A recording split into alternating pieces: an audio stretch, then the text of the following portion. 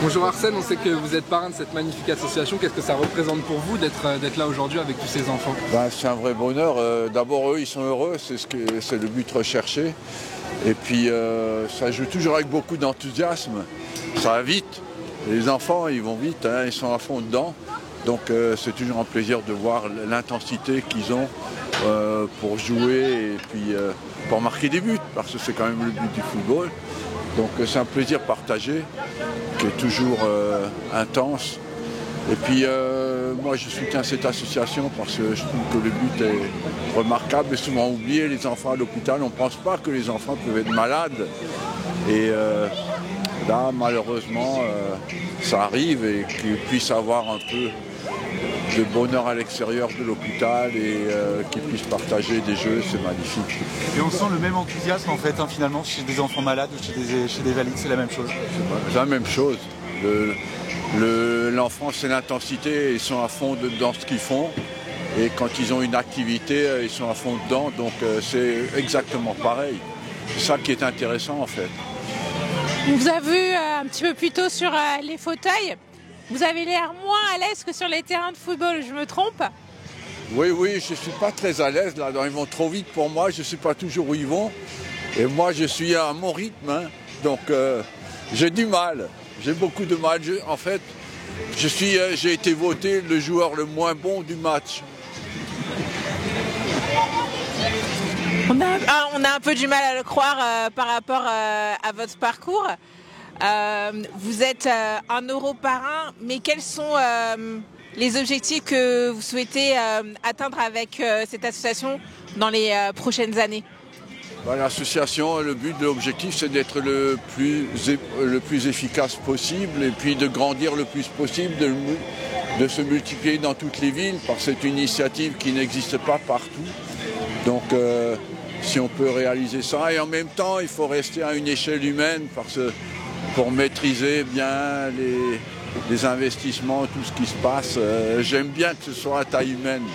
Donc, moi, je préfère soutenir les petites associations plutôt que les trop grosses, on ne sait pas trop comment ça fonctionne. Arsène, c'est une belle occasion aussi cette année. Il y a les Jeux Olympiques, mais il y a les Jeux Paralympiques qu'on n'oublie pas. C'est l'occasion aussi de changer le regard de la société sur le handicap. Oui, parce que je viens de là, j'étais à Madrid l'autre soir pour les Laureus où on a honoré des sportifs paralympiques et on se rend compte en voyant ce qu'ils font, c'est absolument incroyable. En général, ce sont des gens très forts mentalement, qui ont dû surmonter des handicaps et qui, à travers le sport, montrent qu'on peut avoir une activité sportive avec de grande intensité, de grande qualité. Et évidemment, les Jeux paralympiques, ce sera un bon moment de voir ces activités-là.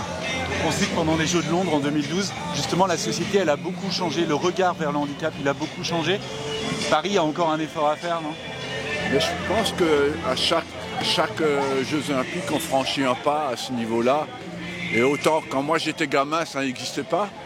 Et puis aujourd'hui, c'est une activité reconnue et regardée. Et je crois qu'un petit appel aux gens, on ne vend pas assez les billets pour les Jeux paralympiques et il faut faire un effort pour que, je pense que pour les Jeux olympiques soient vraiment un succès à Paris, il faut que les Jeux paralympiques soient un succès. Donc il faut qu'il y ait le même enthousiasme pour les Jeux paralympiques que pour les Jeux olympiques. Et vous avez prévu d'aller voir peut-être des épreuves pour ces Jeux paralympiques? Oui. Justement? Je serai là, fin août, je serai là, oui, pour voir des épreuves. Je serai aussi là pendant les débuts août, tout à fait au début août, pour voir les Jeux olympiques. Merci beaucoup. On repasse par là, ils ont des petites questions de ce côté-là. On reste sur le sujet, s'il vous plaît, le plus possible. À quel point est-ce que c'est important pour vous d'être dans la transmission vers les jeunes qui sont soit en situation de handicap ou pas? À quel point la transmission des valeurs du sport sont importantes à vos yeux? Les valeurs du sport, je pense que sont accessibles à tout le monde.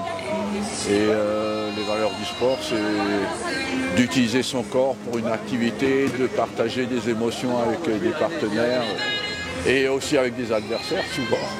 Mais et puis pour moi, c'est très important d'être là pour voir vraiment prendre conscience des problèmes. Parce qu'on vit, quand on vit dans une vie Comme j'en ai une, on ne se rend pas toujours compte de la difficulté qu'ont les enfants pour avoir des activités sportives. De voir ce qui est fait, c'est extrêmement intéressant. Ça remet les pieds sur terre aussi parfois de revenir Toujours. avec les enfants. Toujours, quel que soit le sport est aussi une bonne épreuve d'humilité, toujours. Parce que tu rencontres toujours plus fort que toi. Et en même temps, on se rend compte que de la force qu'ont ces enfants, de la force de la vie, qui est énorme, quand on le voit heureux comme ça, c'est magnifique. Armel, une petite question football tant que vous êtes là. Qu'est-ce que vous pensez un petit peu du parcours des clubs français en Coupe d'Europe cette année? Voilà, vous pensez qu'ils peuvent aller au bout? Paris? Les deux? Paris et Marseille? Oui, les deux peuvent aller au bout. Quand on est dans les 4 derniers, on ne peut pas ne pas envisager d'aller au bout. Je pense que depuis le début de saison, j'avais prévu que Paris, ça peut être l'année de Paris. On a eu un peu une finale avant la lettre avec City contre le Real Madrid. Il y a un gros morceau qui est parti. Là, les deux favoris aujourd'hui sont le Real et le PSG. Donc, mais bon, il faut être prudent quand même. Mais je pense que ça peut être l'année de Paris. Ouais.